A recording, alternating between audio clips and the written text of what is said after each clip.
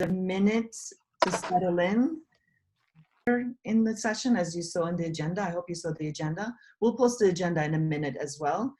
But I'm going to give the floor to our kick-ass young leaders and young professional co-chairs.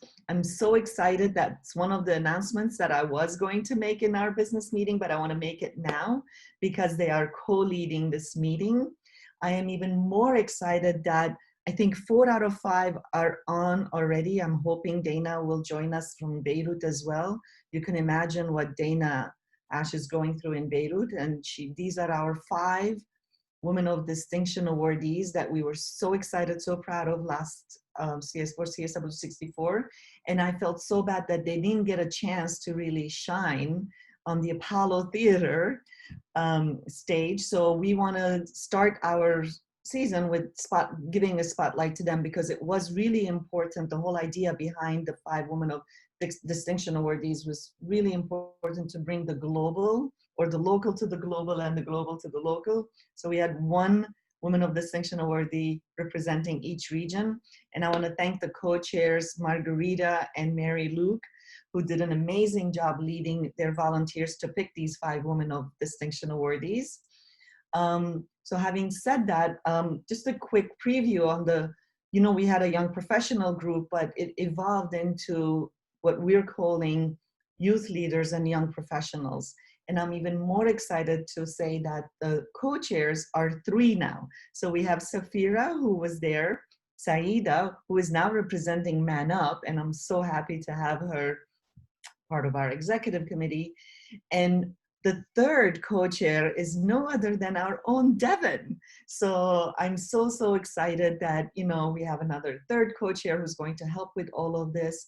And I am going to stop at this point, mute myself, and I'll see you all back again at 10 a.m. so we can report, or a little few minutes after. It's okay if they go after a little, to report on what is upcoming for our season. I keep saying season, I don't know what it is. It's the kickoff of NGO CSW65. All right, I'll see you all later. Enjoy yourselves. Safira, Saida, and Devin, the floor is yours. Thank you, my dears. Thank you, Huri, and hello and welcome everyone to our event on youth, regional engagement, and Beijing+25. As you can probably see from my screen, my name is Saida Rizvi, and along with Safira and Devin, we're the co-chairs of NGO CSW's Young Leaders and Young Professionals program. I'm going to quickly stop my video right now because I'm having a spotty internet connection, but I just wanted to say hello to everyone in person. And dive into our program for the day. So again, welcome everyone. And before we get started, just for a bit of context, we wanted to speak about why we are here. And as Huri gave a great overview about the Women of Distinction Award as a whole. So of course, every year, NGO CSW presents the Women of Distinction Award to a woman in recognition of her leadership in the struggle for gender equality, human rights, and women's empowerment. And again, as Huri mentioned, in last year to commemorate the 25th anniversary of Beijing, we decided to honor not 1, but 5 incredible women, 1 from each of the UN regions. And of course, it was with great sadness that we could not meet our incredible Women of Distinction awardees this last year at the CSW Forum, but we are grateful to connect with them virtually and join them in a conversation about what meaningful youth engagement looks like with respect to advancing gender equality.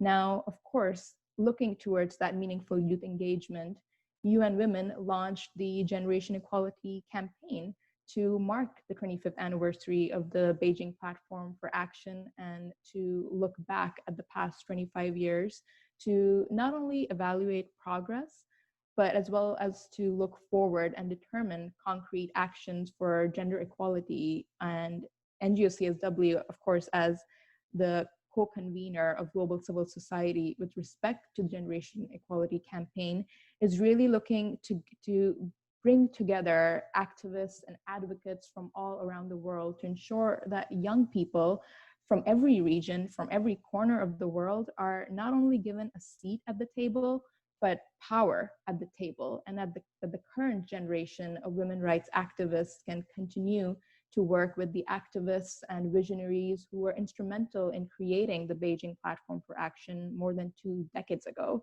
So together, as leaders and advocates of all ages and genders, we are really hoping to tackle this unfinished business of empowering women. So with that in mind, let's dive into the program for today. I'm going to turn it over to my fellow co-chairs, Safira and Devin, to lead us through the program.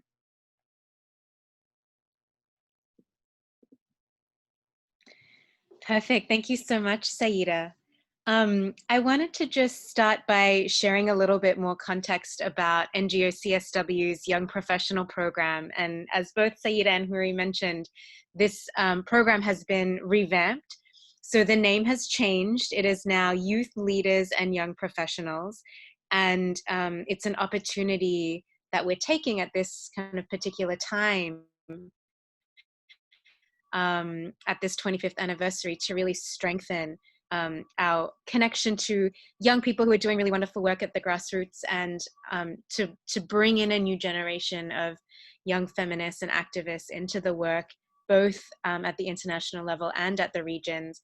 And we'll be hearing from our women of distinctions a little bit about how they're seeing this unfold at the regional level.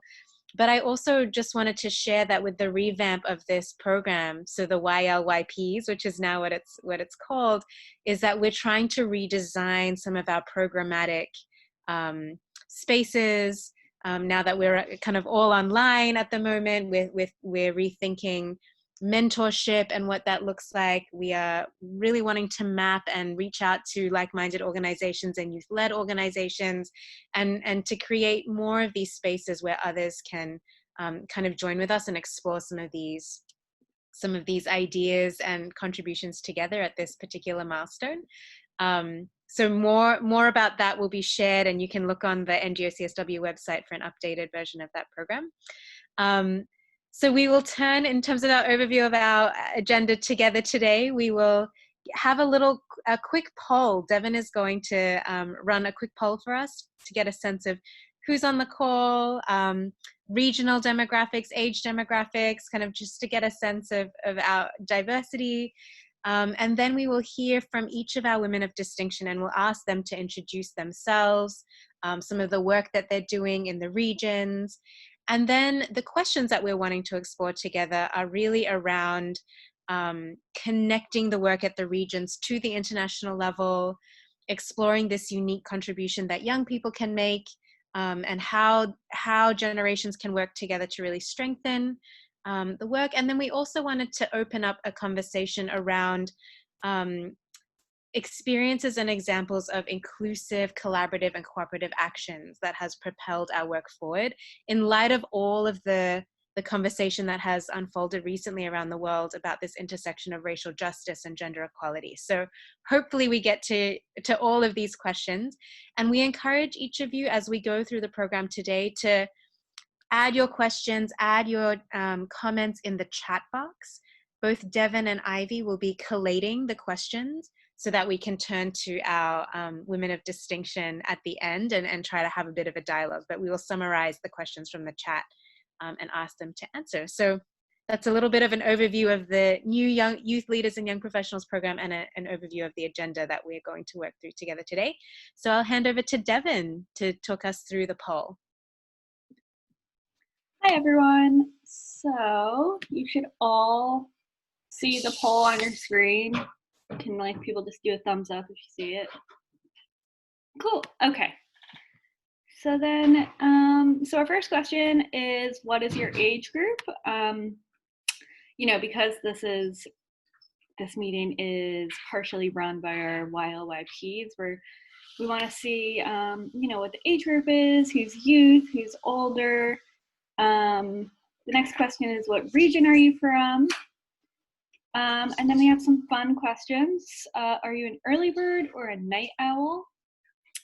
And then, because it's COVID and we're all working from home, are you wearing pajamas right now? And then the last question is, on a scale of 1 to 7, how optimistic are you about achieving a gender equitable world? So I'll just let everyone answer those questions. And yeah.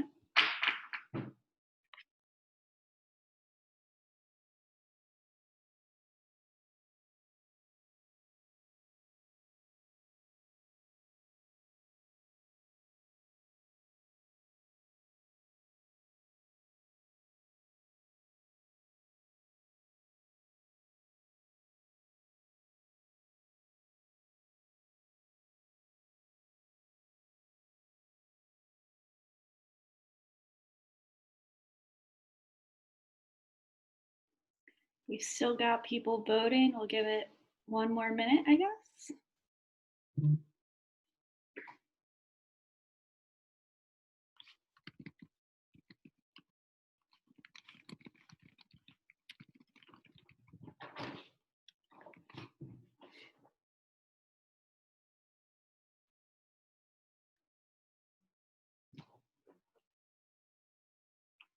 All right, so we are slowing down, so I'll end this.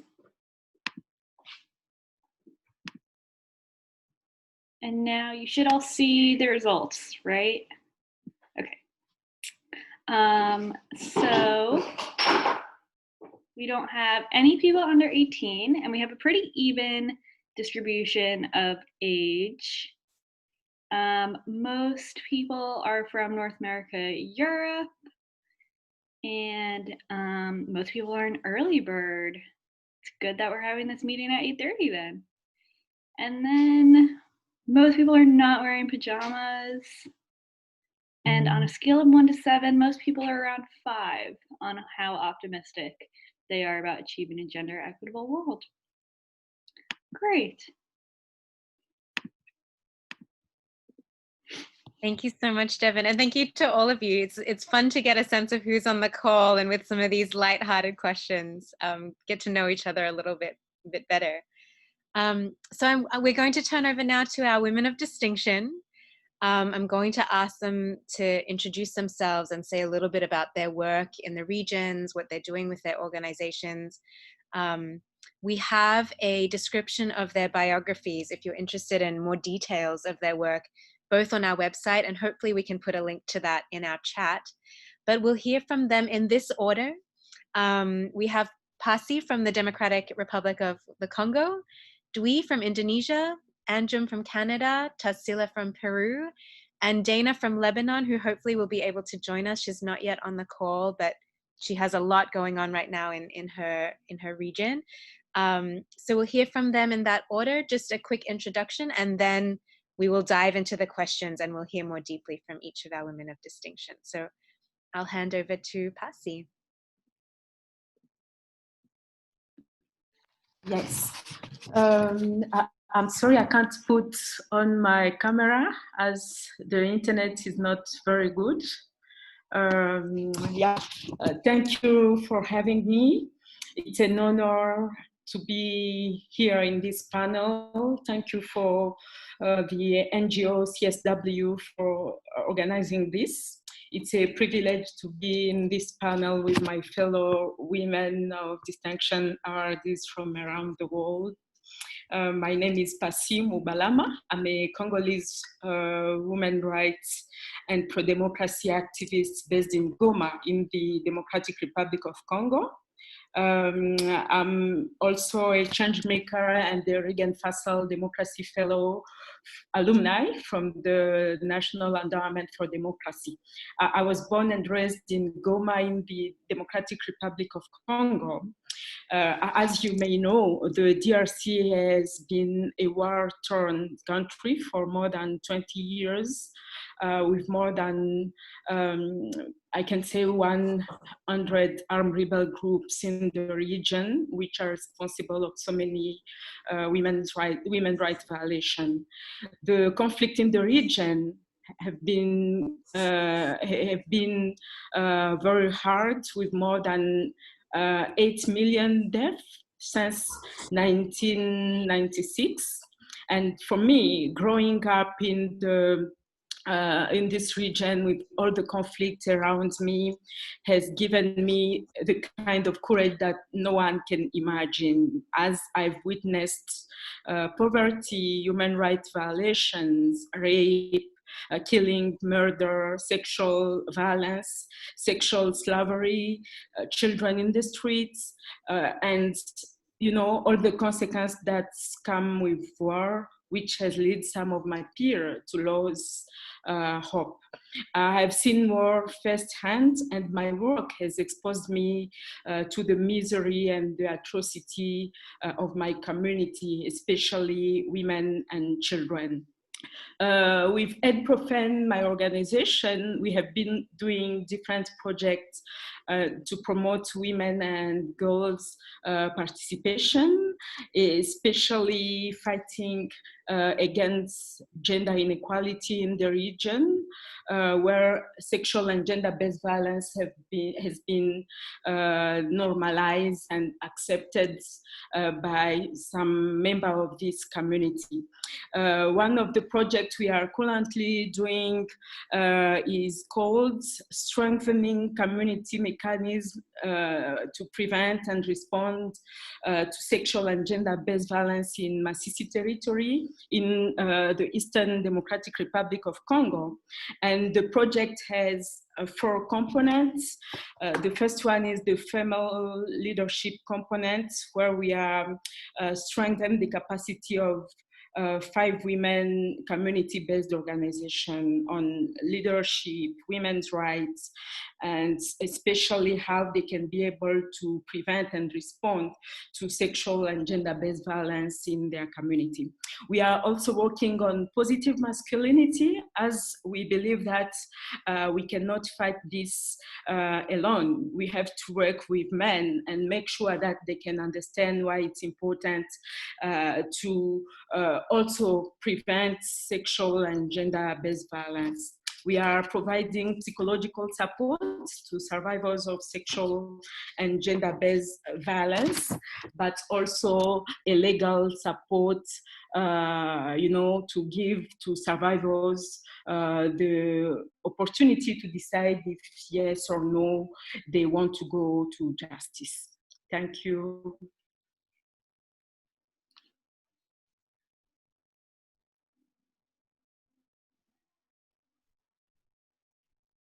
Please go ahead, Dwi. We can just move through each of us in that order.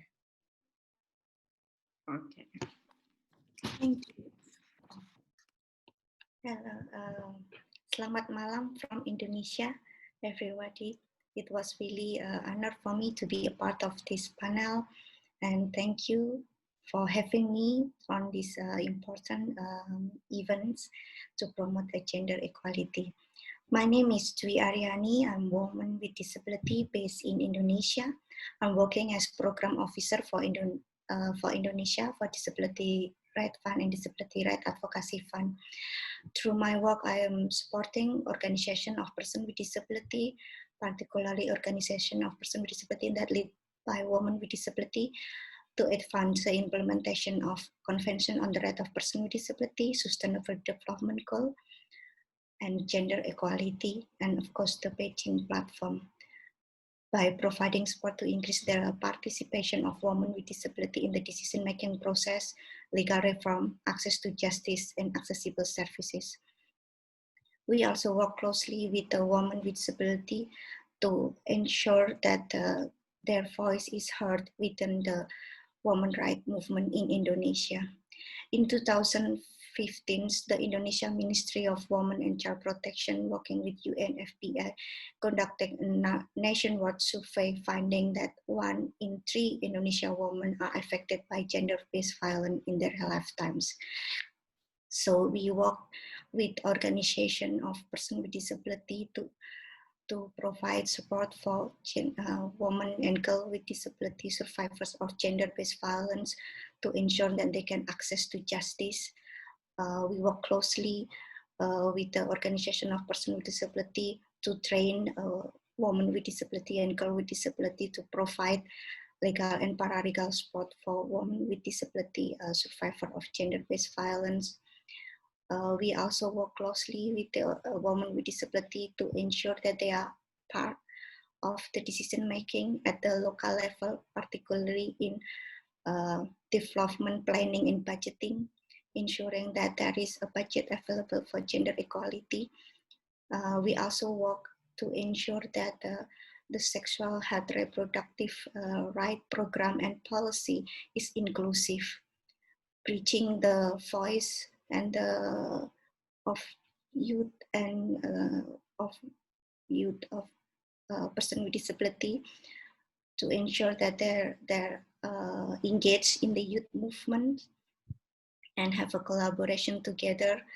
And we also working to build a constructive dialogue between women rights from the disability movement and women rights activists from the women movements, and learns each other and working together to ensure and foster inclusive women movement in Indonesia. And during this pandemic, we also supporting organization that lead by women with disability to ensure that women with disability voice is heard during this COVID-19 pandemic, and that they need also take into consideration by the government to ensure that they get the support they needed during this pandemic. Thank you. Thank you. It was so great to hear from my fellow women of distinction. My name is Anjum Sultana. I'm calling and zooming in from Toronto, also known as Takaranto, which is the traditional territory of the Haudenosaunee, the Anishinaabe, the Huron-Wendat, the Chippewa, and the Mississaugas of the Credit. And it is now home to many diverse First Nations, Métis, and Inuit peoples. And I come to this work as a South Asian woman. My family and I immigrated from India a number of years ago. So I am both an immigrant and settler on this land. And I really think about what is my role in addressing the harms that Indigenous people on this land have faced. I currently wear two hats, and I'm so glad to be here. And I just want to thank the entire NGO CSW team for this event and all the great work that you're doing around generation equality. In the different roles that I play, I try to push that forward. So one of the roles I have is I'm the National Director of Public Policy and Strategic Communications at Ywca Canada, which is Canada's largest and oldest gender equity organization. And across the country, we offer many critical services for women and gender diverse people, everything from housing to childcare to employment and training programs. And during this pandemic, they have been pushed to limits they've never seen. Where I can share more in the conversation that we have, but it's been very difficult for a lot of women's organizations and gender equality organizations in our country, and I know around the world. So that's something we're really fighting for, to make sure that there's still a strong civil society after this pandemic goes. The other hat I wear is I'm the founder of Millennial Women in Policy, which is a grassroots community collective of women and gender diverse people who are emerging or established in policy and public affairs. Because as the Beijing Declaration tells us, it's so important to have diversity and representation in decision making. And this is what this group aims to do through capacity building, so workshops and events, through knowledge exchange, so panel discussions, and also starting to take our collective power and push that to change public policy. And we've been taking a lot of our cues from the Beijing Declaration. We were amplifying it in the lead up to UN CSW, and we were active in the civil society reviews and holding government accountable to that declaration. And one of the things in my role at YWCA that I worked on over the last number of months has been a feminist economic recovery plan for Canada. So we were inspired by the Hawaii plan that the Status of Women Commission in Hawaii put out, because for us, and we're hearing this from people all around the world through all of you as well, this recession and this pandemic has really impacted women the most, and especially women at various different intersecting identities, Black and Indigenous women, racialized women, migrant communities, people with disabilities. So we really want to make sure Canada, and hopefully other countries as well, when they're thinking about recovery, they put this at the core. And we were also inspired by the Beijing Declaration for thinking about the recommendations in our feminist recovery plan. Because for us, you know, if people had listened to the Beijing Declaration 25 years ago, perhaps we would be in a different position now in this pandemic. But all hope is not lost. I think this is the generation that can make really systemic change happen because there's such a rising political consciousness. I know in our country, there's a policy window that's opening for big and bold change. And we want to make sure gender equality is at the heart of all those discussions. So I'm looking forward to the conversation later today. Thank you so much.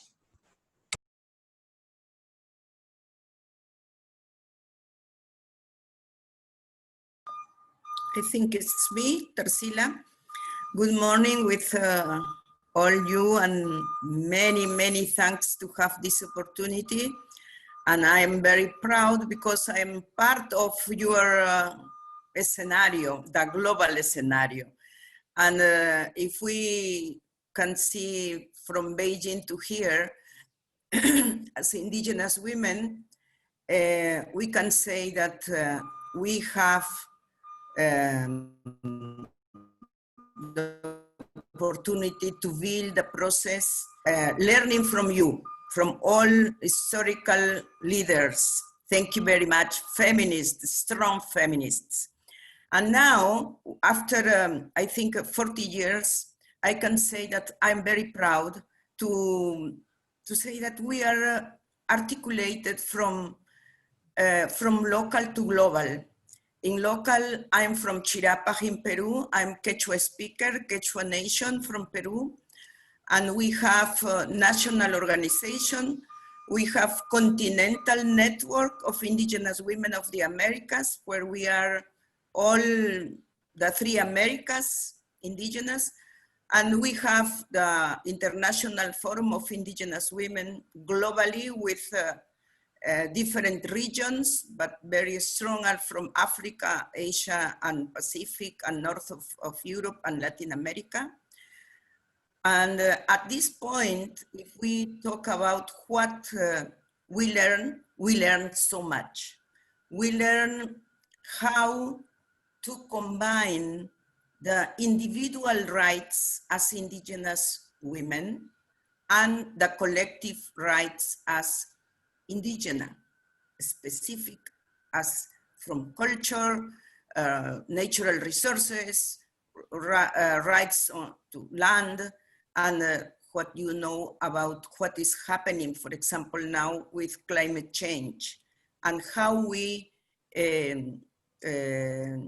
learn to share with our proper voice what we can share with you from our culture, from our knowledge, and from our capacity. At this time, we are trying to make a balance, and we are thinking that we need to continue working in the Beijing platform objectives, because from our part, we think it's necessary to make advocacy and to share the dreams and actions with new generations. Because the racism and discrimination is terrible over the world. In this pandemic time, we can see that all the exclusion, all no consideration in the public budget and public policies, principally on health, education, and access to opportunities, for example, for communication and communication. And if we listen from the governments, you have to do this, you have to do this, it's impossible for us.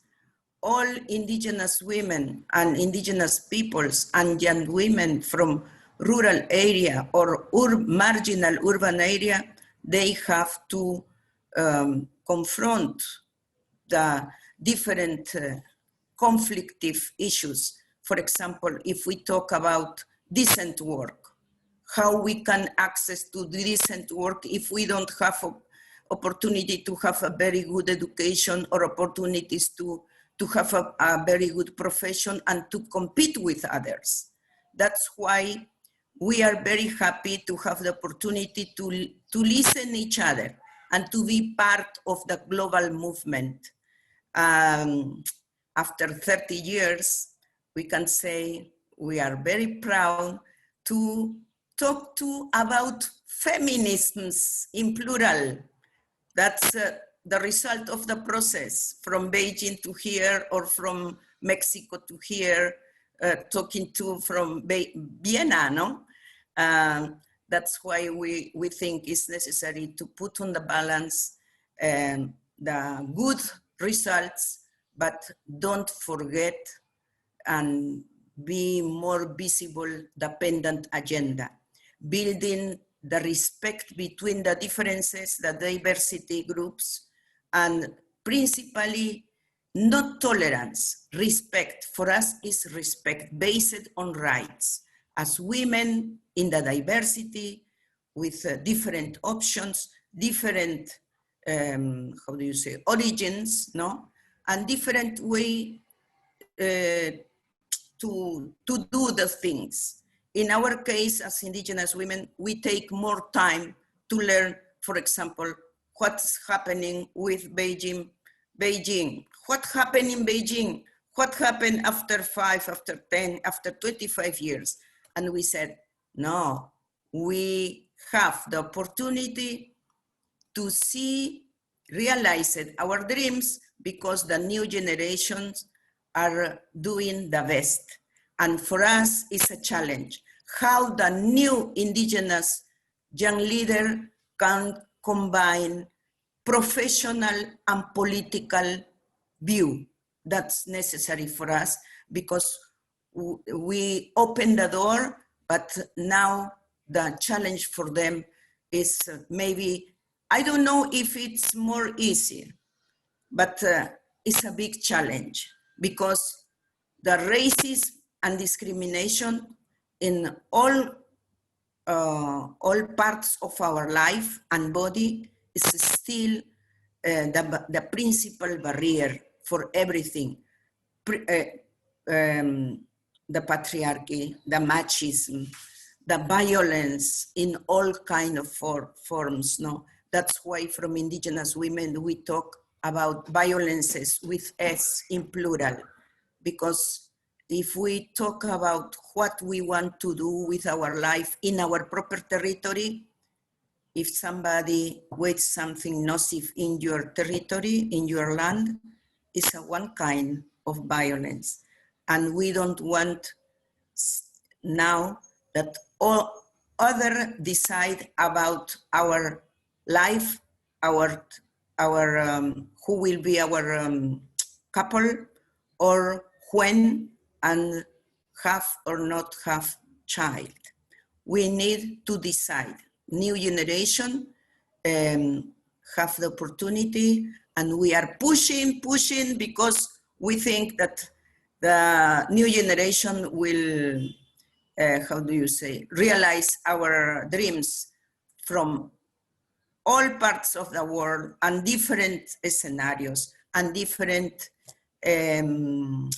aspects or issues.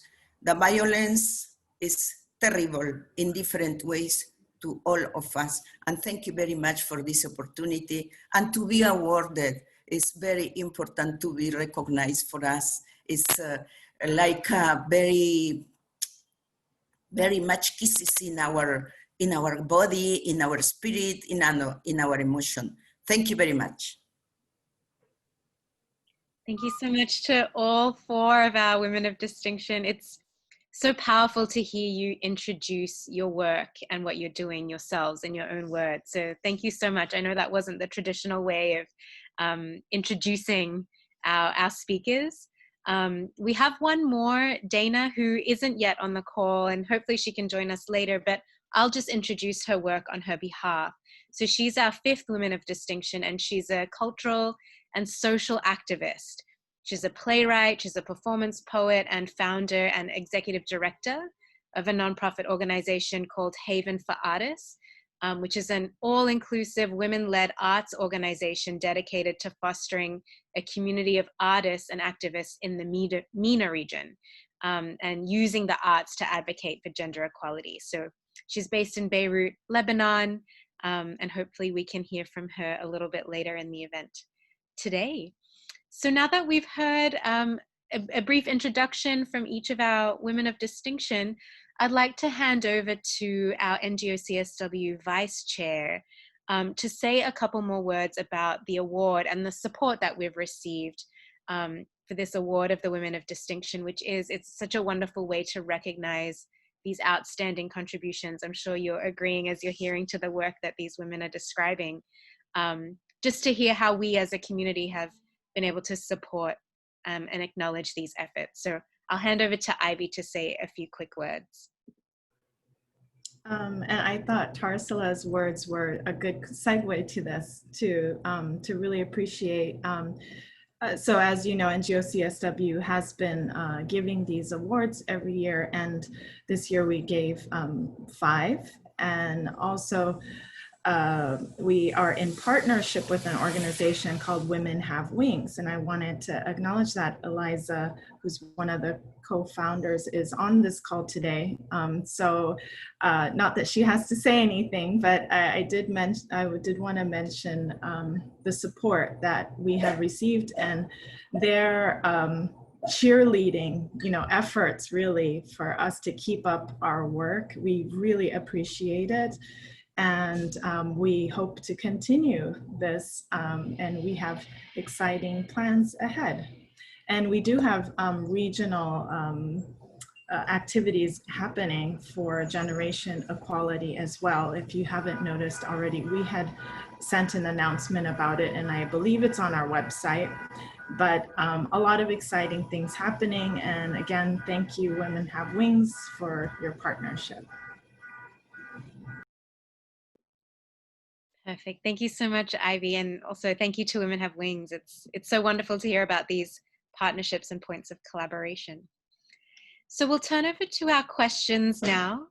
And the first question, and some of our women of distinction have already described this point about what is happening in terms of the challenges and the opportunities at the forefront of the gender equality work in their region.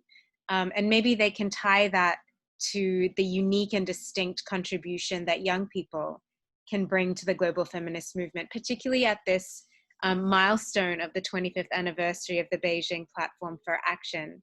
So I'll hand back to our women of distinction. You're welcome to just jump in, but it would be nice to hear a little bit more from you and any examples and insights you can share about this work. And as we go, I see some of us are posting questions in the chat box.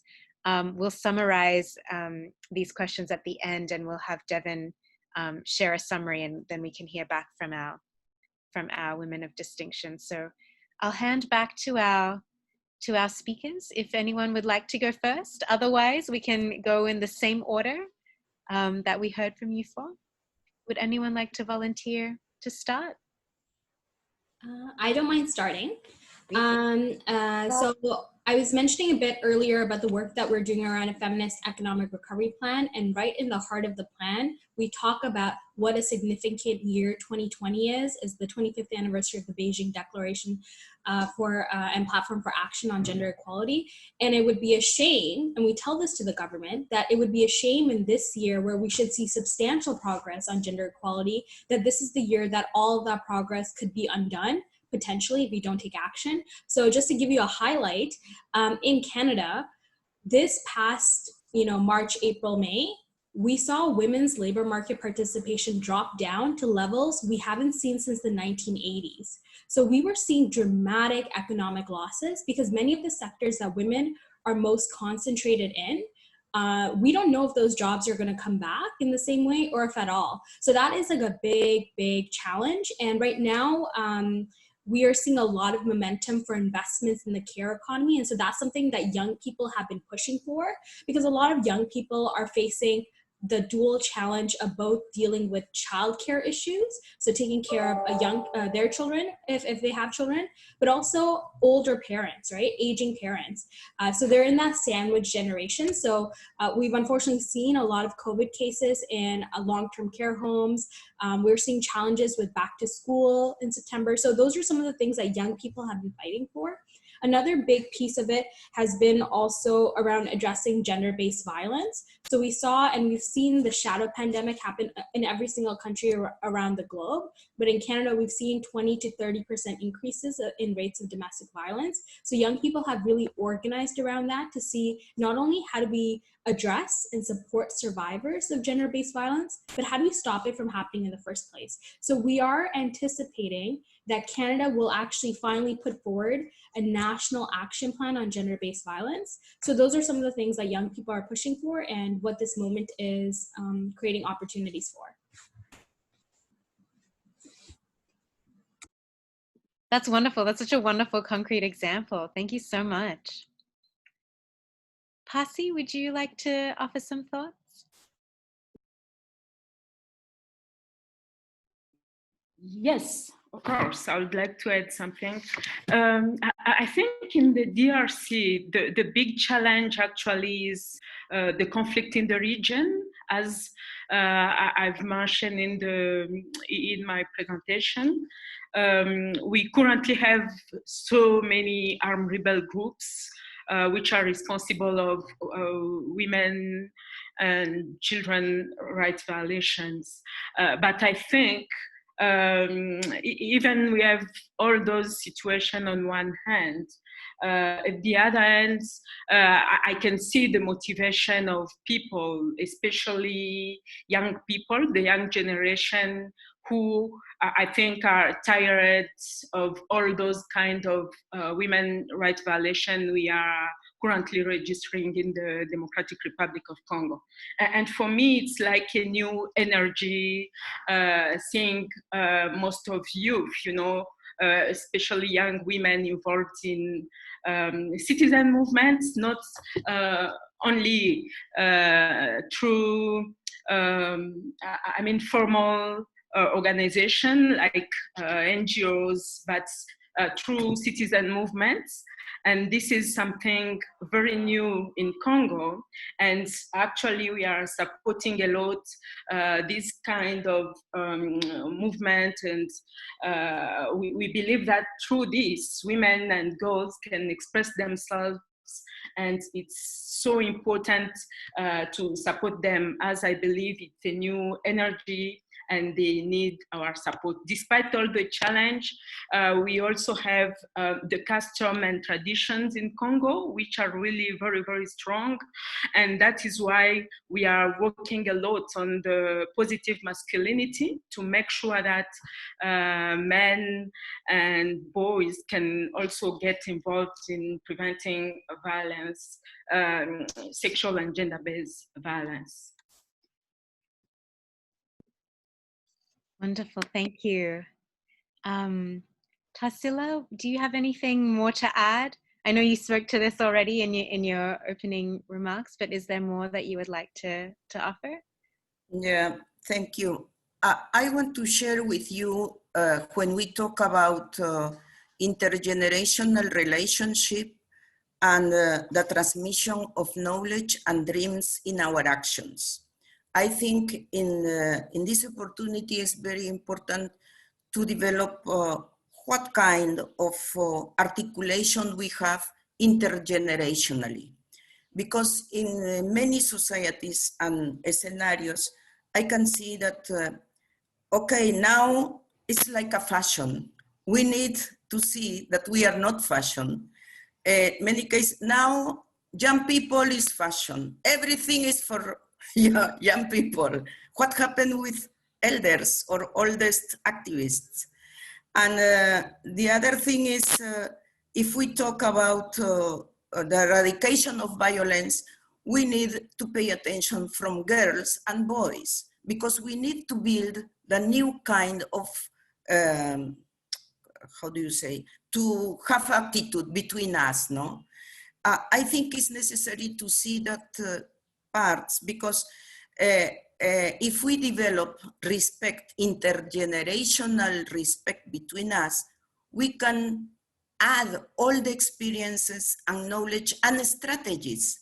And the new generation can do the best and in a short time, because we took many years to have the possibility to dialogue, for example, with you. But from indigenous young people, we have now from Latin America, the barrier about language, for example. Not all or many indigenous young leaders, women, manage some kind of English. And that's the barrier, because they can't participate with you. And in this part, I only want to recommend that we need to see and to listen the different scenarios of us as women, as young people. Thank you. Thank you so much, Tarsila. I'd like to hand back to Dwi if there were any further thoughts to share. Thank you, Safira. Yes, I think the next generation young people play very important role in ensuring inclusive feminist movement. That's why I think it's very important to ensure a bridge and constructive dialogue between the youth, and ensure that the girl with disability and young with disability can be also engaged in the feminist movement. And I would like to share also the work that one of our organization that we support in Indonesia, and that they work with youth with and without disability to promote inclusive sexual right and reproductive health program. And they use a different social media on their advocacy, and they work together even to promote or to develop accessible information about sexual right and reproductive health, which is sometimes it's really challenges for girl and women with disability to get the information about sexual right and reproductive health rights. So they bring this into the government. They work together to advocate the program and the policy, and even ask for budget allocated at the regions to ensure that this inclusive program is available. So I think it's very important also to ensure that the feminist movement also inclusive and include the youth with disability and young people with diverse background. Thank you. Thank you so much. Thank you for all of your thoughtful insights into this, the important work of intergenerational collaboration and what's happening in the regions. Thank you. I'll hand over to Saida for the next portion. Safira. Thank you, Safira, and everyone. I'm going to lead us into our next question, which touches on this global reckoning that we've had as a community regarding the intersection of racial justice and gender equity. So to our Women of Distinction awardees, in your experience, what have been some powerful, inclusive, collaborative, and cooperative actions that you have seen that have been centered around intersectionality of gender, race, and social justice that from your experience have propelled work forward regarding gender equity? So opening it up to our incredible speakers if they would like to offer their thoughts or comments.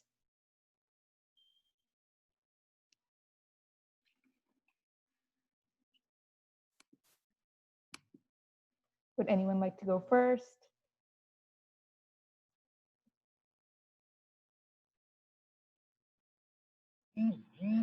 Can I go first?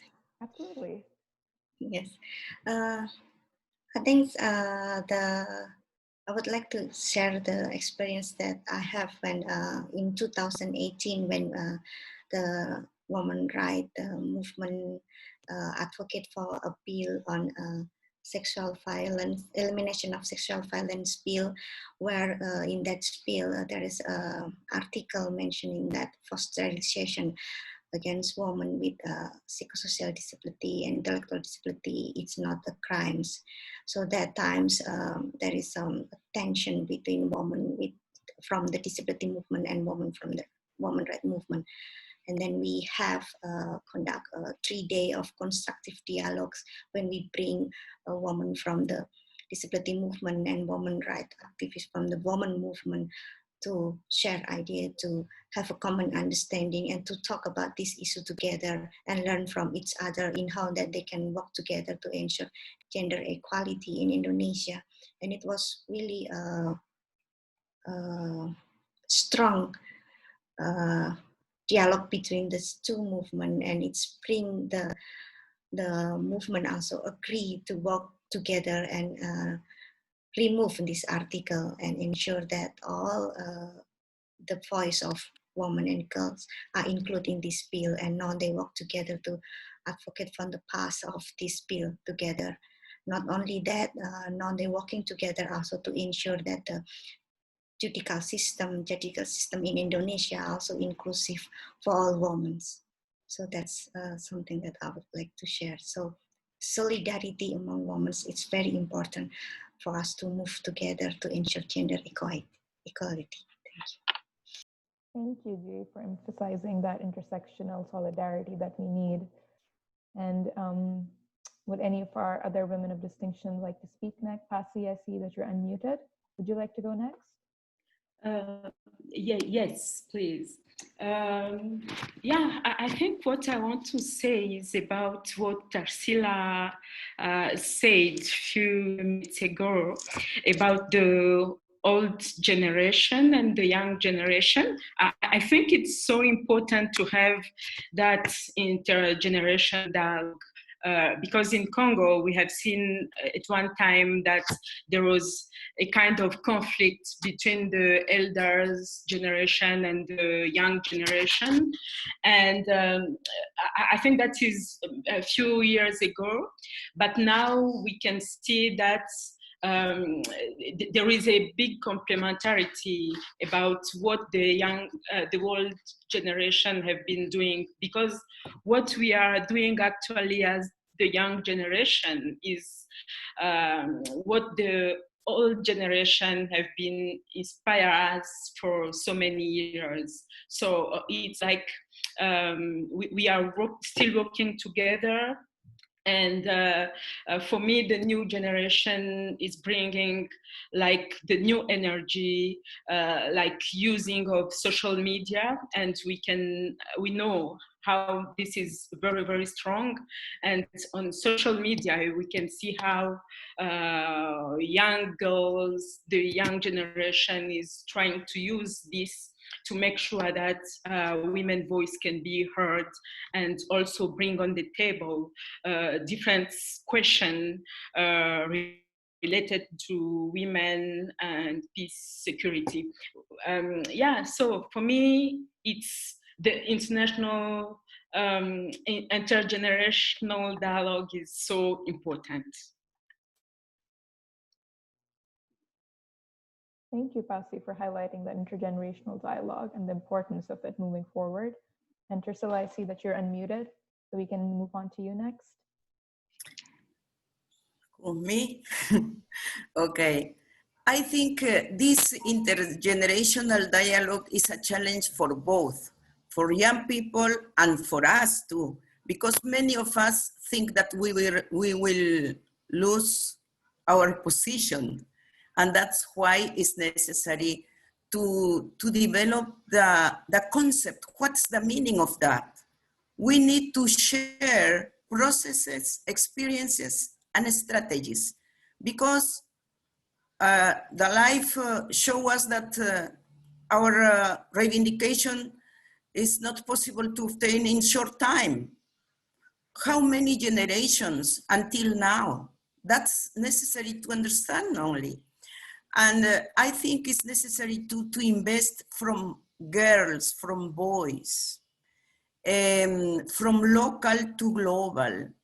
Because if we don't invest efforts, opportunities of access to opportunities of education, information, we are only talking in the global level, and what happened if we try to analyze if we are building movement.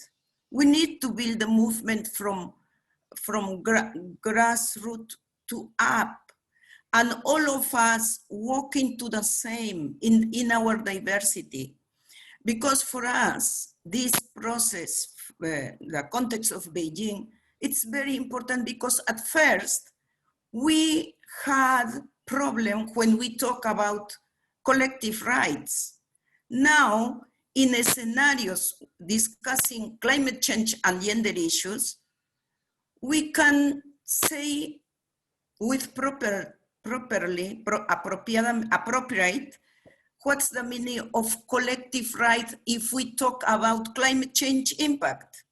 But the individual rights, principally the example is violence in our life, in our body. We don't want to eradicate one or other. We need to engage to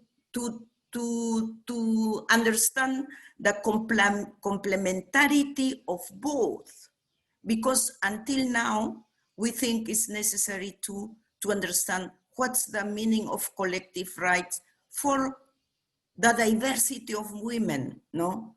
The priority, what priority are moving all of us.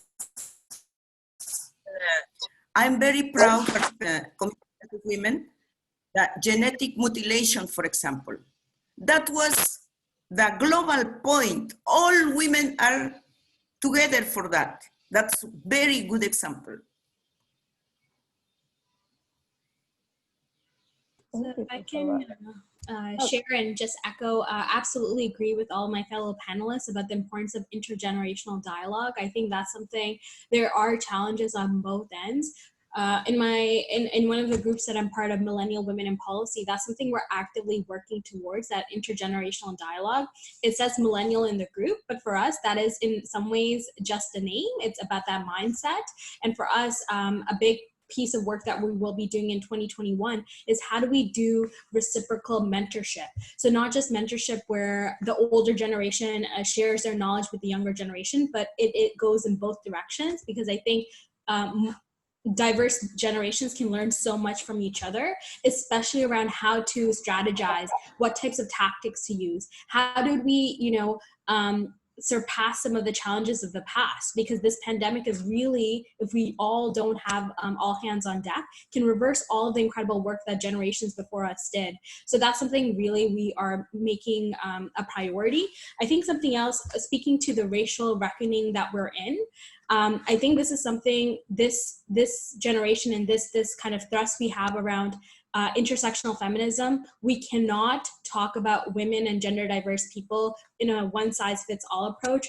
The experiences of Black women are very different. The experiences of Indigenous women are very different. The experiences of people with disabilities, it's very different. And so in our feminism, in our work, we have to talk about that. If we don't, if any one of our community members is not experiencing the full range of human rights, that is a loss for all of us. So that's something that we're actively working towards.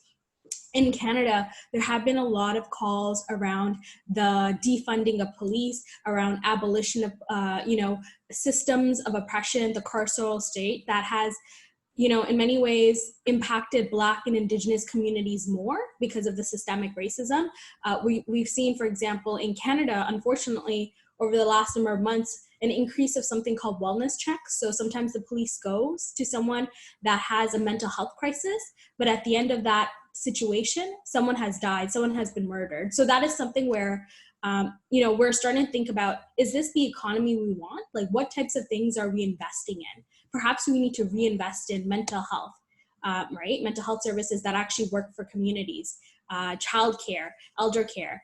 So those are all things that we have been talking about. And I think, I guess what I want to say is that when it comes to racial justice, it is also a matter of economics and ensuring that we have an intersectional approach. And I think right now, many gender equality organizations are really having tough conversations. And my hope is those tough conversations yield concrete actions that support the communities, all the communities that we're part of. So I'll stop there. Thank you all so much for your insight. That was incredibly timely and important information and thoughts that you shared with us right now.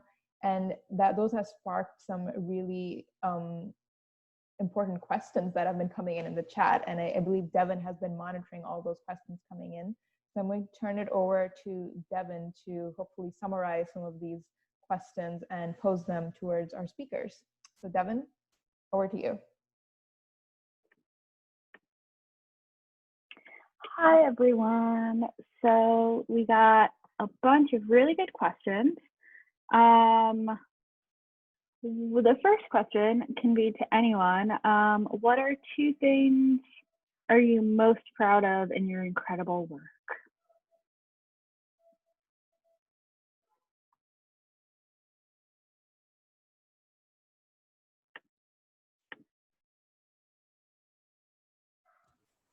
I'll say humbly, I still have a lot to learn. I'm still very, I would say, early days in this work. And I think what I'm proud of is that I have an open mind, that I'm starting to make sure that I am in many ways diversifying the way I learn about things and being active. I think I'm very proud of the fact of how active I am, how open-minded I am.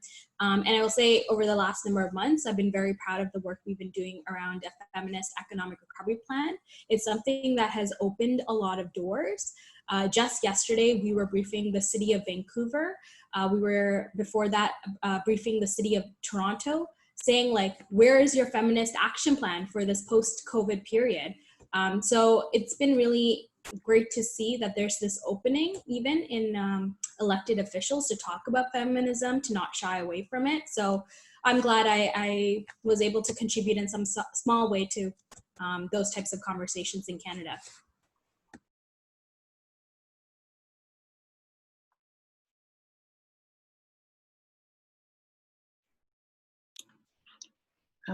For me, I think as a woman with disability, I know all the challenges that women and girls with disability face in lifetime. I remember how struggling to access education, to have a decent work, and I'm so happy when I see right now that the woman with disability and girl with disability more recognized of their voice in the decision-making process in Indonesia. And what I like the most also that right now the woman movement in Indonesia also open space for women with disability to be included in the movements. So I think that was the things that I really proud about my works, but also some question that I have in myself also, if I was more younger to join with the feminist movement, that would be wonderful. So I think it's for me, there's still a lot of work to need to be done, particularly to ensure the more girl and women with disability join with the feminist movement. Thank you. Great, thank you. And so we have 5 other questions here. I'm just going to read them all, and then any of the panelists can answer whichever ones they choose, whichever resonates with you. Okay, so here's all 5.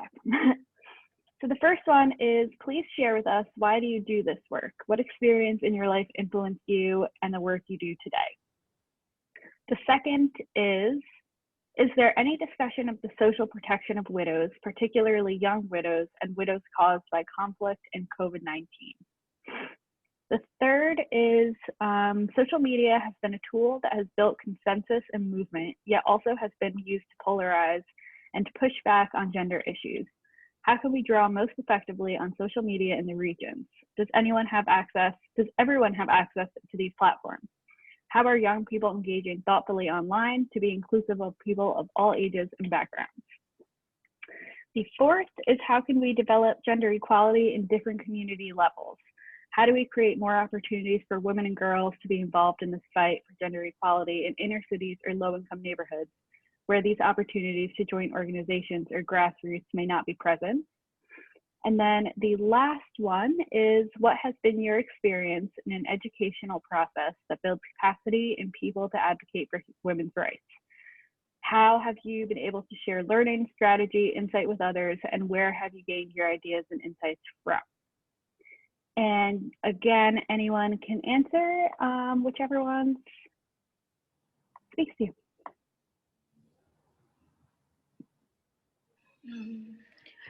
I think I want to respond to that question related to the access to social media, especially in Africa, where the access is not guaranteed to everyone, particularly in rural areas where people cannot yet use social media and they don't have access to internet. But the big challenge actually in Africa and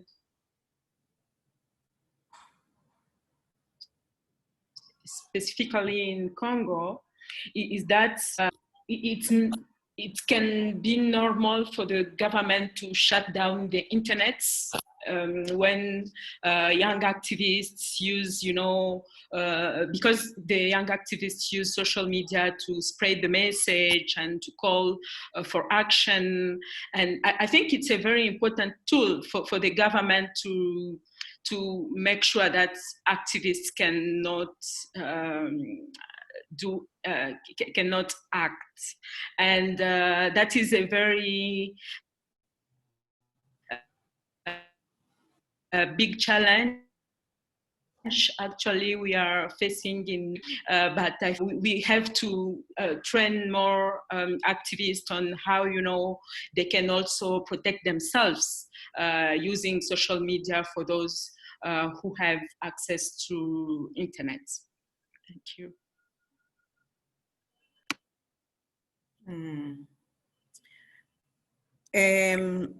I want to say something about social media and not social media, because I think it's necessary to use the media to build, to build good perspectives, good results, good experience.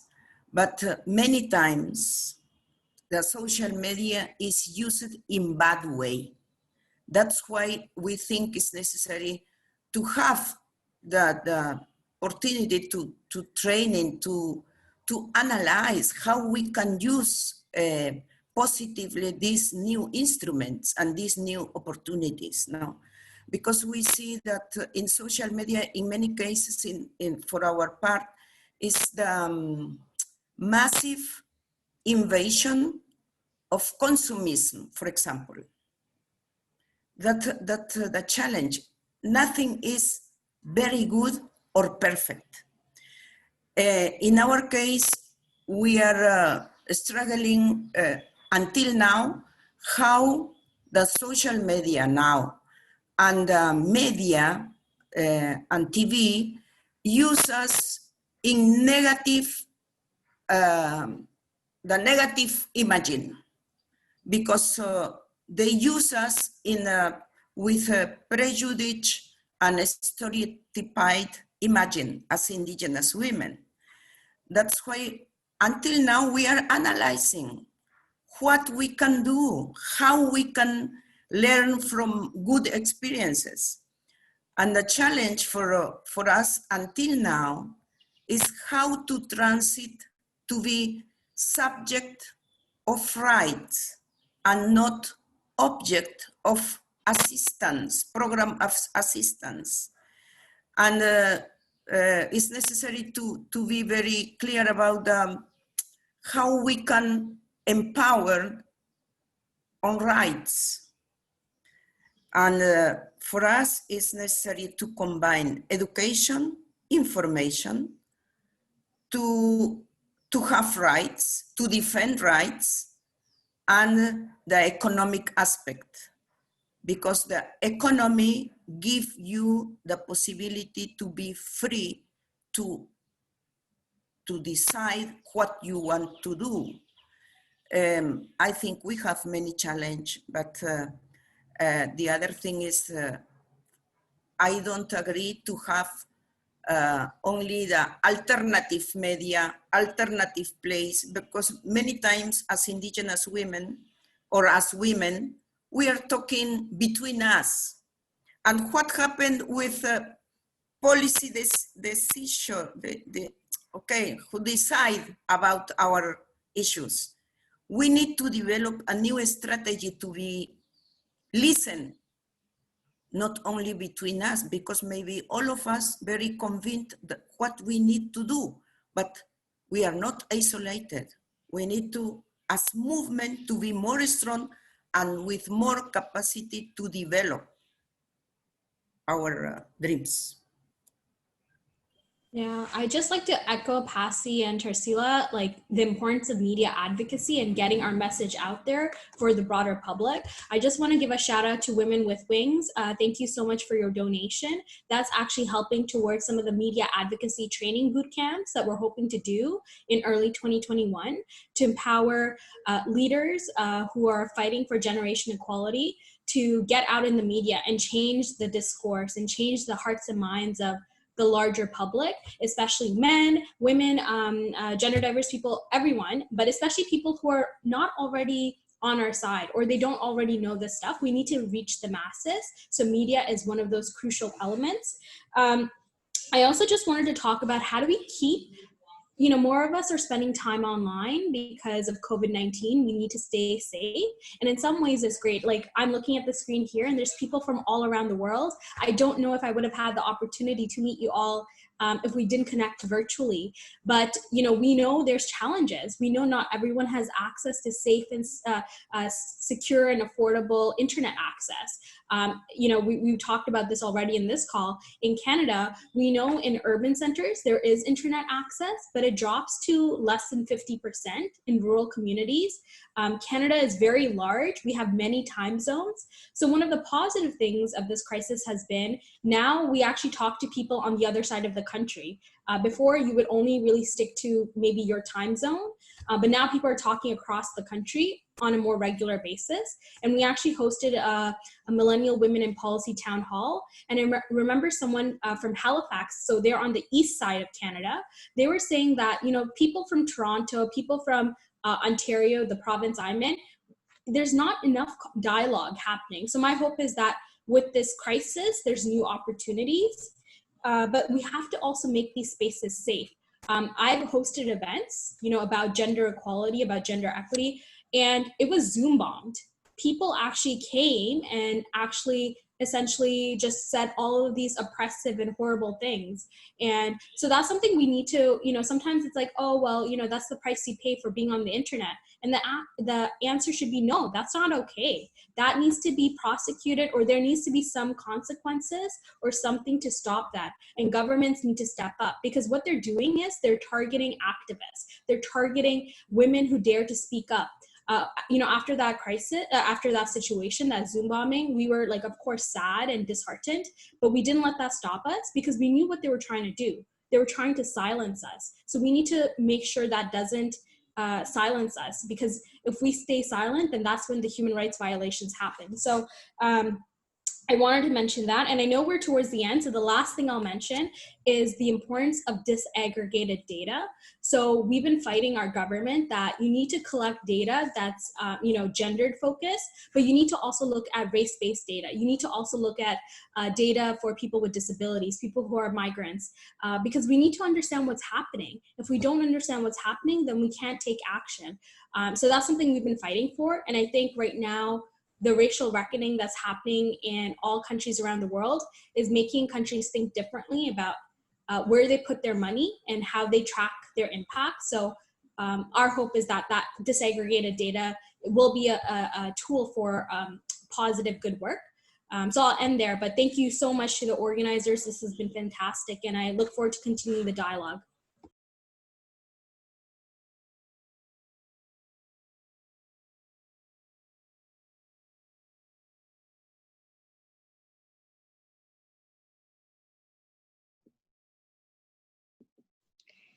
Any other interventions from our women of distinction based on the long list of questions that Devon read out? They are reposted in the chat. May I comment about our experience?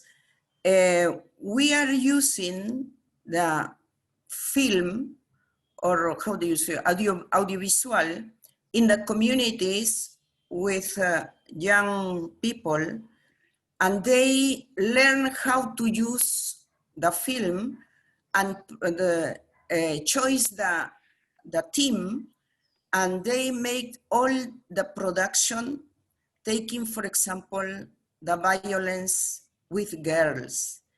And these short films was very successful to show how is the reality and what they think that for oh my God.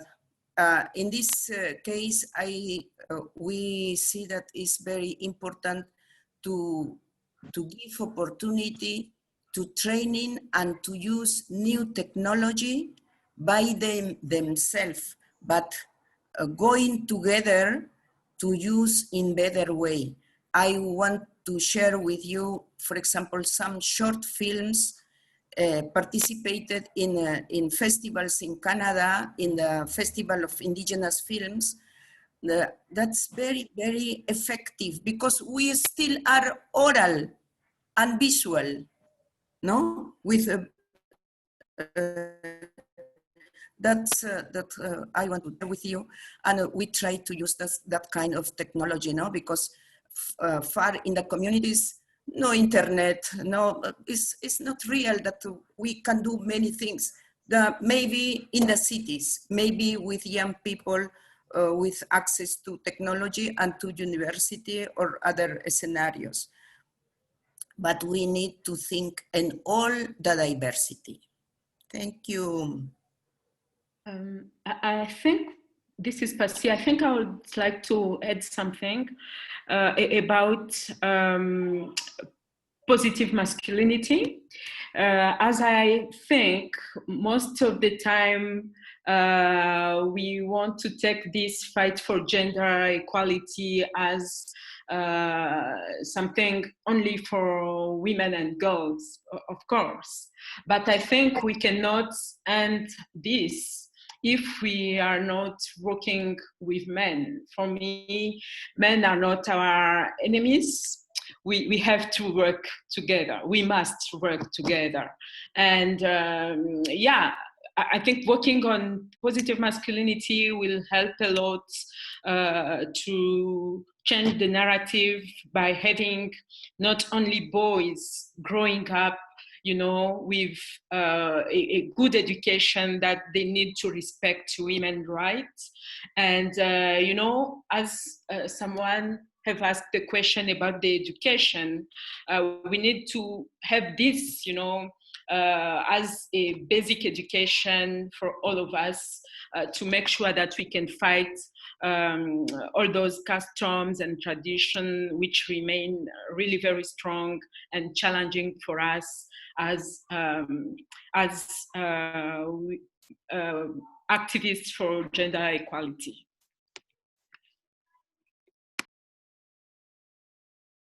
Can I add some things? Yes, please, Dwi, go ahead. Yeah, on the social media, I think it's very important to use that in our advocacy effort, particularly for the disability right. But of course, we have some struggle with the platform of the social media to ensure that that platform also accessible for the different type of disability. As you may know that in the disability, we also have some intersection among us also, including indigenous people with disability. So I think it's very important to use that, but also ensure that those social media are also accessible for person with disability, the information that you provide on gender equality or information about COVID-19 to be more access for person with disability. And also hoping that the next meeting there will be a captioning or a sign language interpreter available so that my colleague from the deaf disability also can join with this meeting, because I think it's very important for a woman and girl with disability to be more engaged in this kind of meeting, to learn from the others on how to advocate the right of women and particularly to ensure gender equality. Thank you.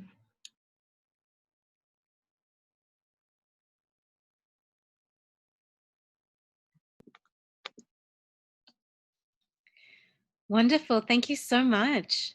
So maybe we can turn to any closing comments or remarks from our women of distinction, final messages or takeaways, or also from Saida or Devin to give a quick summary or final takeaways as we're wrapping up our event together today.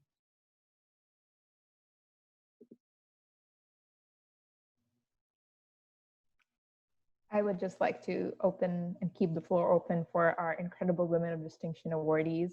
Again, we were so sad that we couldn't see you last year in New York, and we're just so grateful to be able to connect with you in this virtual world. So please, any thoughts and opening comments that you have for us today would be wonderful.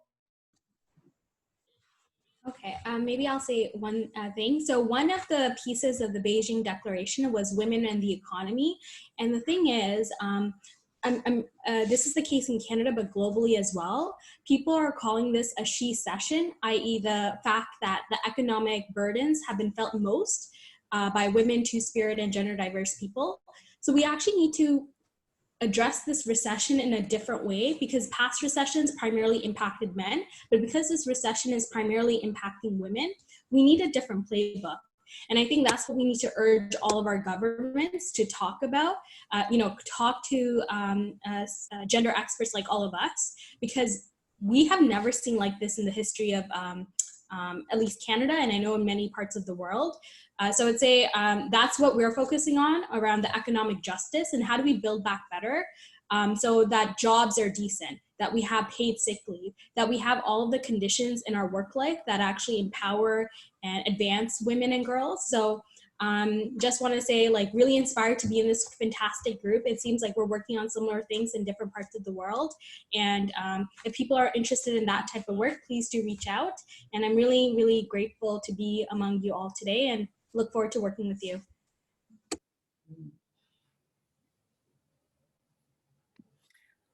I want to add something for us very important.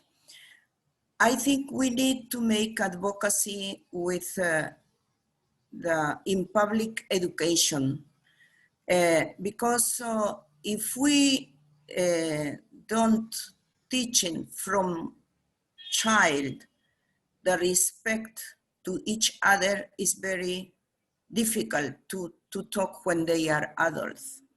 And we need to be included in the curriculum of public education, the human rights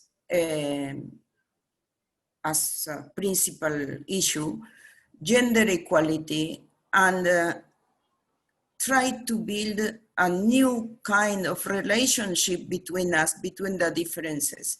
Because the school is the very sad place and aggressive between girls and boys and children. And I think if we don't make that kind of advocacy and trying to change this public education in the content and the formation of new generation, is very difficult, my dears.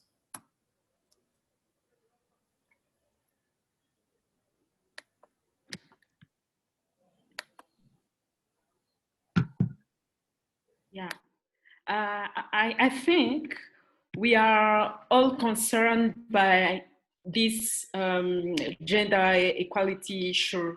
And for me, we have to work together. I would like to thank a lot the NGO CSW for giving us this opportunity to be together today.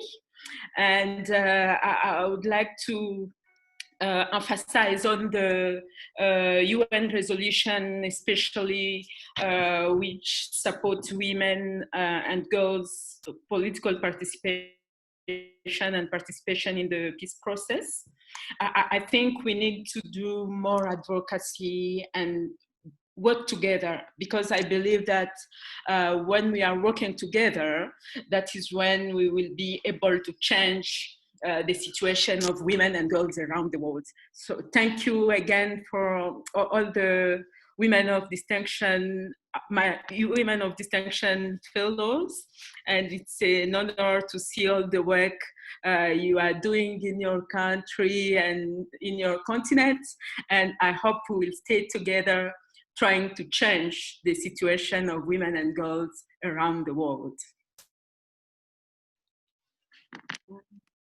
Thank you, NGO CSW for organizing the events. I was really humble and honored to be a part of this discussion, and all my fellow awardee. Thank you so much for sharing your wonderful works, and I learned a lot today, and also through the discussion that we have, I also learned a lot that we need to ensure and foster more inclusive movement of gender equality. And I would like to highlight that that's important for us also to build constructive dialogue among generations, but also across movements. Thank you. Thank you. Go ahead. Thank you very much. Thank you. Thank you so much to all of our outstanding women of distinction, and hearing your wisdom and your insights. This has been really wonderful. Unfortunately, we don't have time for announcements or sharing, but we encourage you to share any updates and news in the chat box. And I'll hand over to Huri to give us some updates on our business meeting.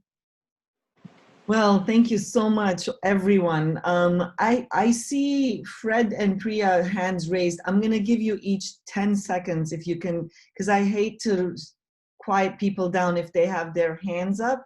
And then I'll jump right into my business announcements or whatever. But I hate calling that word business. But also, like, if you have any kind of other suggestions, just keep chatting, put it in the chat. Fred, you have the floor real quick, and then Priya.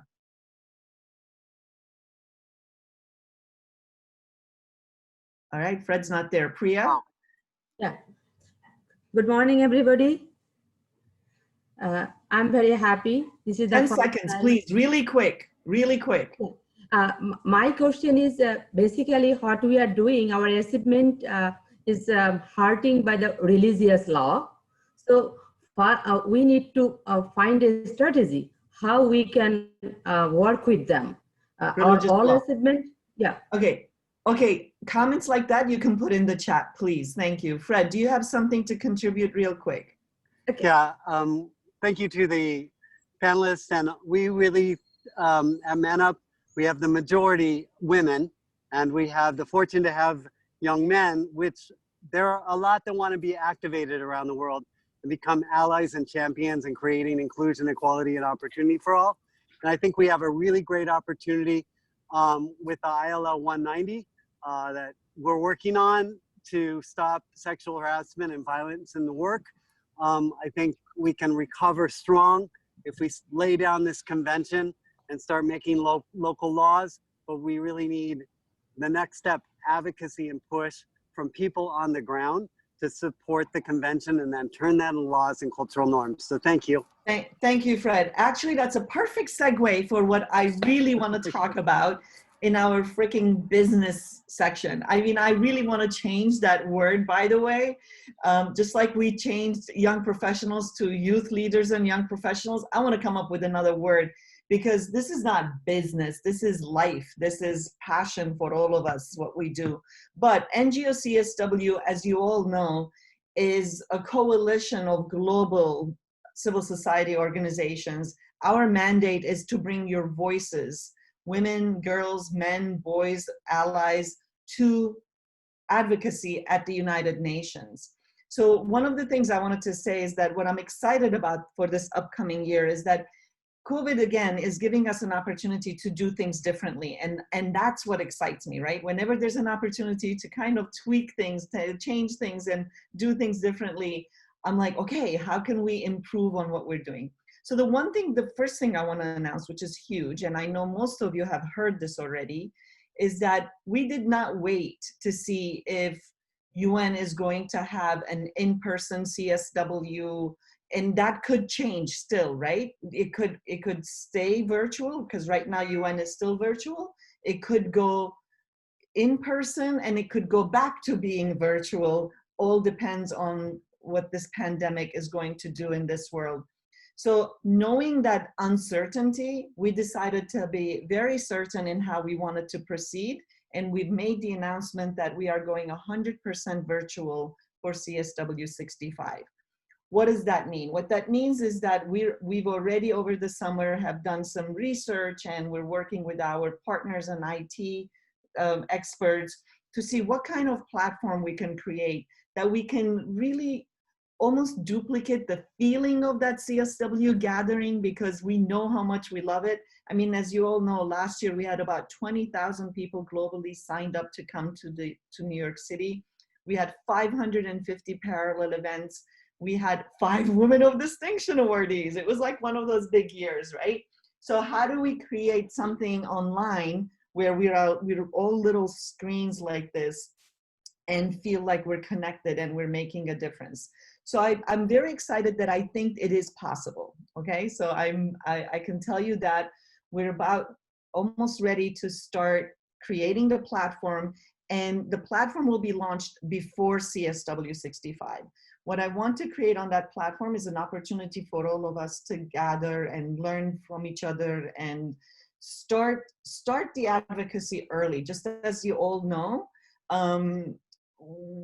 the advocacy starts in the regions and in the local chapters, and then we bring it all to UN in March. So that kind of feeling will be, duplicated on this platform as well.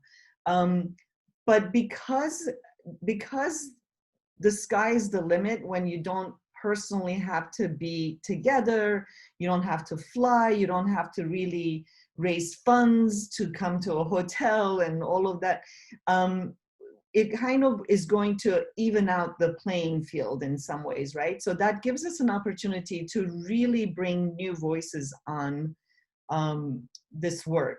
So we are going to be looking to our members or our followers and our constituents to really spread the word and see who else can join in this conversation to help us. So that is kind of the idea of the ground up, right? From the bottom up, who can we bring into this conversation that perhaps can give us some insight into doing things differently or better, or, because the answers are at the grassroots level, right? Women have been surviving and figuring out how to do things for a long time.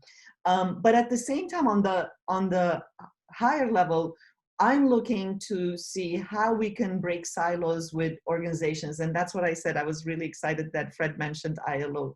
And if you're out on our mailing list, I'm sure you have seen, we've sent out our letter that we endorsed as well to really advocate with member states to sign on the ILO. That's one example. We, as you know, are partnering with you. We are a partner with UN Women, and we're working with the Generation Equality Forum to see how the action coalitions evolve and how we can use that success and those creative ways of figuring out new ways of doing things into the work, into the UN. So, I mean, Generation Equality Forum is going to be going on at the same time. Our platform will have a space for that as well, where you can have information about it. But let me remind you, Generation Equality Forum is a parallel event to the UN and what we do with CSW, right? So I wanted to clarify that, because there were a lot of questions in a recent meeting where, how can we not talk about Generation Equality Forum during the General Assembly, for example, or really included in all of the UN activities? It's because that GEF is not inclusive of all UN member states, right? The reason we took GEF outside of the UN is because there were some member states who were pushing back on implementation and really agreements on what should be done for gender equality. So Generation Equality Forum will be working with exclusively with certain member states, but it's not exclusive with civil society. All civil society voices need to be heard at Generation Equality Forum, and we're gonna make sure that your voices are going to be heard through us as well, right? But then our job as CSW is still what we've done every year, is bringing advocacy on the ground, first of all, here with member states and with CSW outcome documents. That's still going to be going on. So the platform that we're creating will give you the opportunity to build that kind of advocacy, first from the local to the regional and then to the global right here during CSW. And to achieve that, what we had to do was really think about our planning committee. And some of our local members who are on this call right now know that, you know, one of our exciting activities throughout the year was creating a planning committee and meeting monthly here locally in person, and you know, organizing reception and rally and caucuses and all kinds of stuff. So certain things we might not be able to bring to the online platform, but I'm determined that even a cocktail hour will be possible, even a rally will be possible, because we have social media, we have all kinds of, but the planning committee itself will not be in person, right? So again, when that decision was made, then I thought, okay, how can we make this even bigger and better? So we decided to reach out to our NGO CSWs in the regions. And as you know, it's on our website, you know all the co-chairs. So our official planning committee members are my incredible executive committee members, and I see a few of them here. Hi, Rosa. Hi, Margarita. Hi, Susan. I can't see everybody's faces. Sorry if I'm not mentioning your name, and the co-chairs of the regions. So we will be meeting virtually monthly, and we will be working with our co-chairs in the regions to bring their voices from the beginning, not wait till CSW when they have to come in and talk to us. So this kind of collaboration is actually exciting for me to see what happens. It's a little bit of an experimentation. So I hope that you all support us. If we, you know, falter a little bit or make a mistake, send us information in our info at NGO CSW if you think something is not working right. We will keep having these monthly meetings with some exciting topics and you know, things that we can learn from each other. And I will also report every month on what's happening with the planning committee and the virtual platform. If my wish comes true, the virtual platform should be launched by early November, which means you can start signing up. I'm trying to figure out how to do this that it will not cost anyone anything, but there's a potential possibility that I might have to charge a small fee to pay for the expenses, but also that small fee might give you a little gift at the beginning. We're thinking of like fun ways of doing things where you become a member of the NGO CSW platform and then be part of the conversation, the ongoing conversation until CSW65.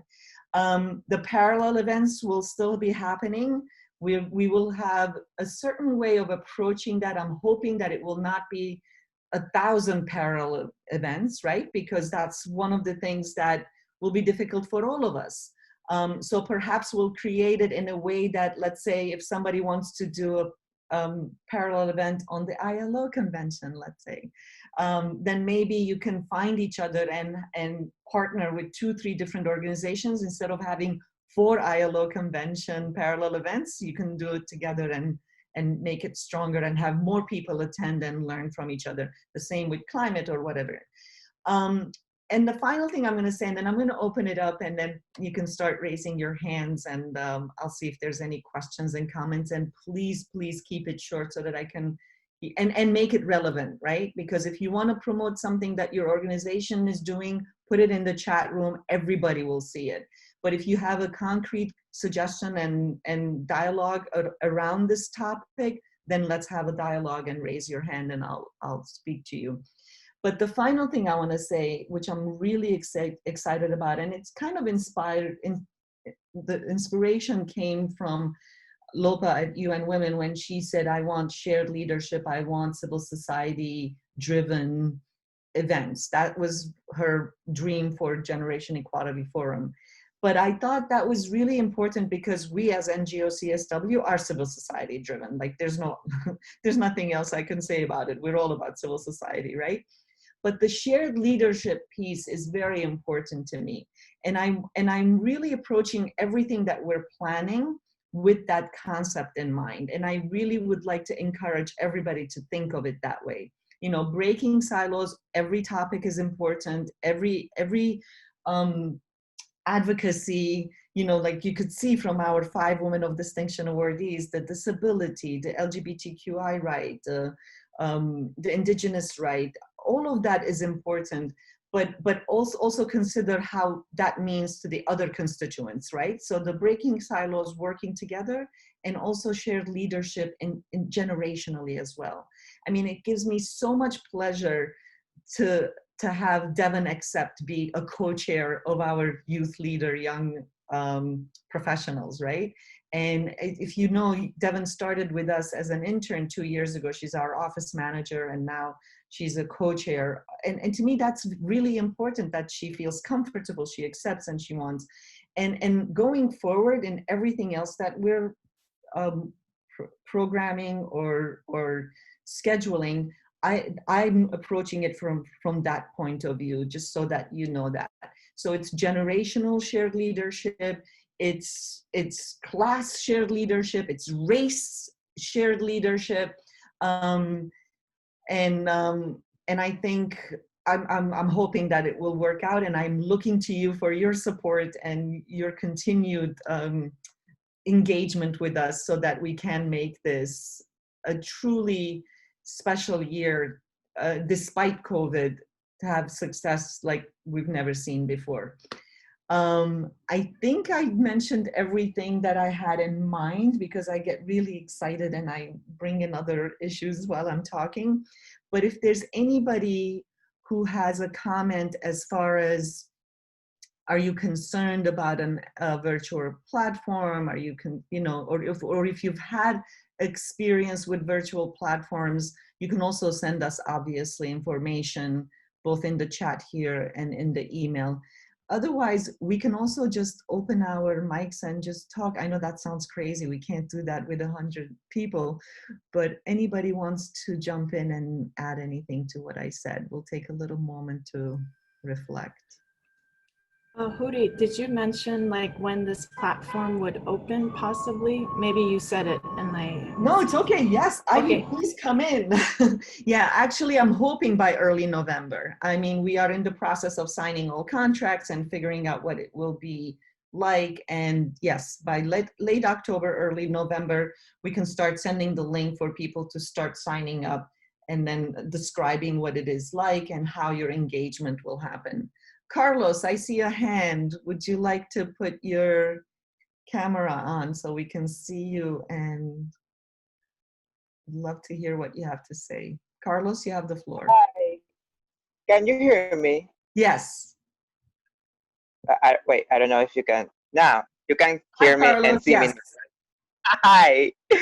Well, first of all, thank you so much for this space. I think this is so important. And I think this is, you know, COVID-19 and the whole world pandemic has bring something good out of it. And it's that it has connected all of us, all the world, all the organizations have connected us in such a way that we can actually know each other more. Because I mean, in the past, in the last example, in 2019, last year, we couldn't even imagine about, at least me, I'm in Venezuela, and I couldn't even imagine to be part of an actually, Carlos, I wanted to interrupt and say, tell us where you're calling from and who you are. And you're fantastic. I'm so excited you're here. Oh, sure. I'm Carlos Infante. I'm an activist and human rights defender in Venezuela. I have been working in human rights for about almost 2 years. I have my own organization, my own movement called Movement Creating Citizens that works about creating forums, conference, dialogues, debates to bring up to the society in a free way so they can learn about democracy, transparency, equality, diversity, transparency government, and all that is need to be learned about how to be an active society to change our society, to change our world. And as an activist and human rights defender, I'm really thankful, and I really like this kind of spaces, and I'm really excited to be part of this because, as I was saying, I wouldn't ever dream about this kind of spaces, for free. For free because yes, it's free. Yes, it's free.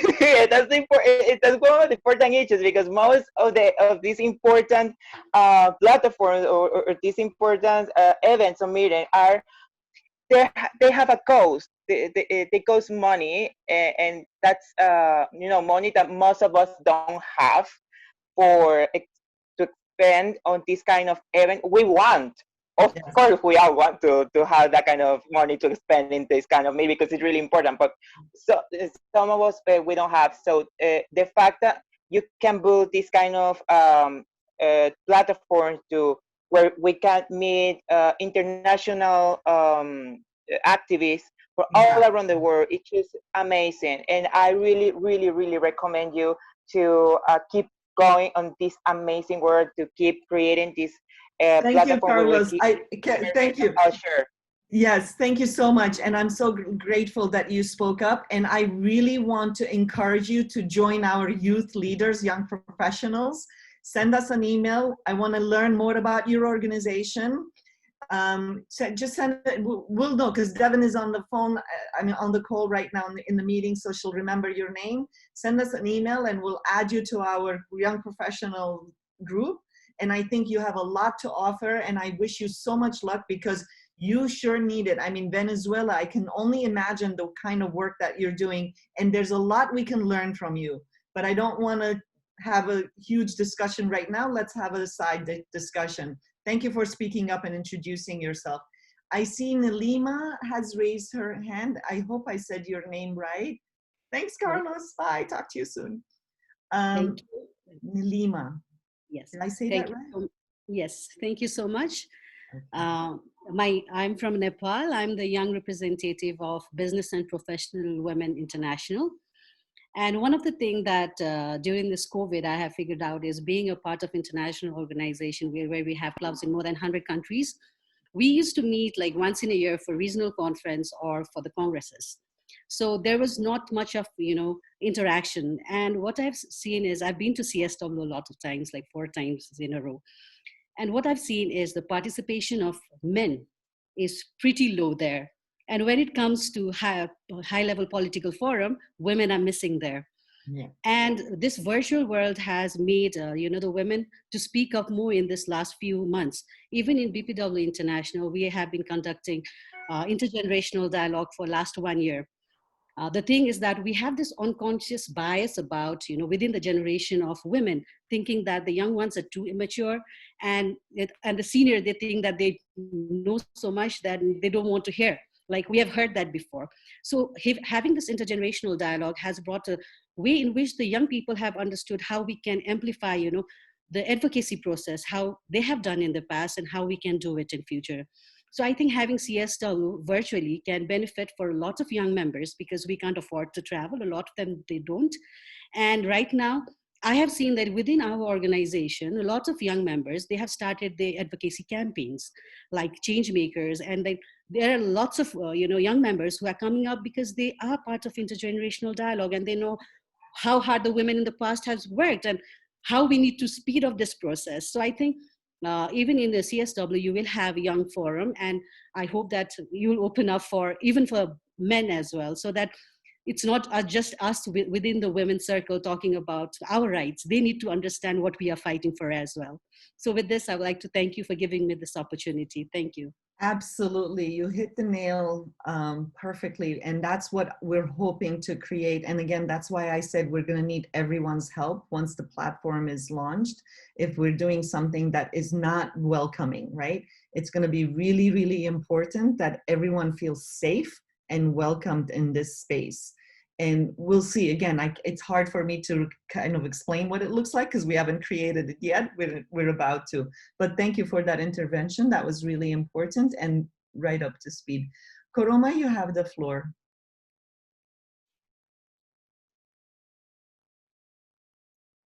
And try to keep it short, please, because we have 5 minutes. Can you say what you need to say within a minute?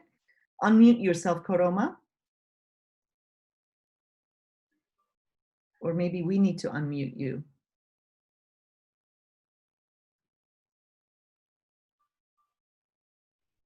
Oh, I think you're frozen. I'm so sorry. I don't know if you can hear me. This is one of the things that's going to be, I think, the most frustrating. And when I say that we are creating, I think he did get cut off. Maybe he'll join us. Oh, there he is. Hi, Koroma. Can you unmute yourself? Devin, can you have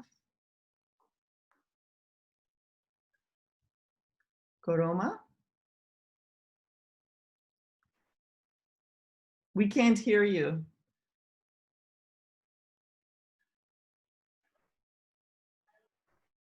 All right, we're trying to, there you are. Go ahead. I think he's frozen now. So,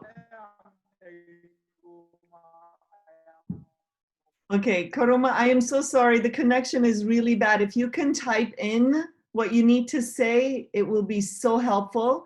If not, send us an email with your intervention at info@ngocsw.org.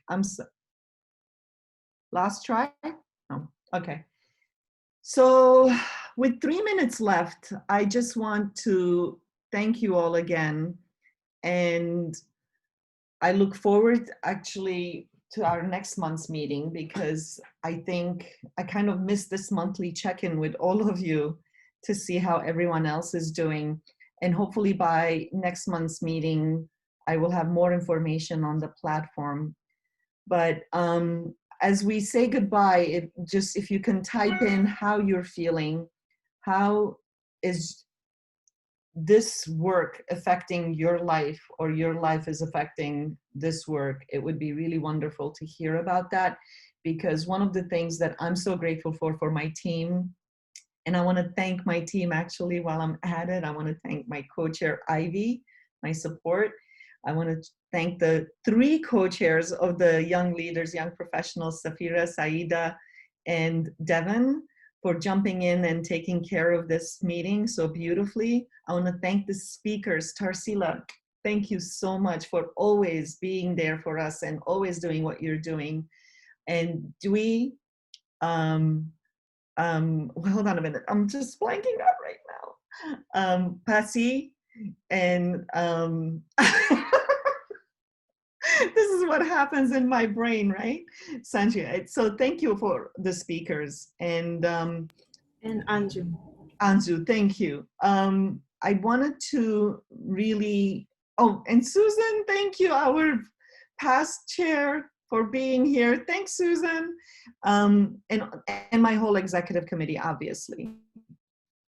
But yeah, let's just reflect and really check in with each other, because my team helps me when they say, Huri, how are you feeling today? Have you had rest? I think it's really important that we also take care of ourselves. So I'm going to give back to you what my team gives to me all the time. Just check in with yourself, make sure you're taking good care of yourself, because if we're not rested and healthy, we can't do the work that we're doing. I'm grateful for everything that you all do in your all regions. So, and thank you, Rosa. Thank you, Ellen. It's so good to see familiar faces here. So let's take a deep breath and really appreciate the space that we are provided with and to be with each other. Because when we were in person, I used to do this like 1-minute meditation, which we didn't do today. But let's just consider this closing moment as that moment of saying gratitude and also hopefully we can keep having the strength to go forward, because this world definitely needs us. We really do need to do this work to make it better for everyone. So I appreciate that, and I want to ask everyone to open up your mics and your cameras in closing and feel the energy in this virtual room. Until next month, come on in. Thank you all for joining. Thank you. Hi, thank Bye, you. everybody. That was great. Bye. I just saw Yvonne. Everybody. Hello, Thank you, everyone. Thank you so much. Hi, Everyone. Hello, nice meeting you all. It was wonderful. Lots of love. Your Thank voices, you, everybody. yes, your voices, your smiles. Thank you. My bad. Hey, great job. Thank you for a great meeting. Hello. Hello. Okay. Who else did I Thank you miss? so Hi, much. Keep on the good Joan, nice stuff. to Bye, meet everybody. you. Can't wait to see you Carlos, again. our new member. Hi. Thank you. Bye. Thank you. Thank you. I'll see you all Thank you, next everyone. month. Thank you, everyone. Who else? Did I miss somebody? Great Thank you, thank you, thank you. Thank you. Bye. Thank you all. Thank you very much.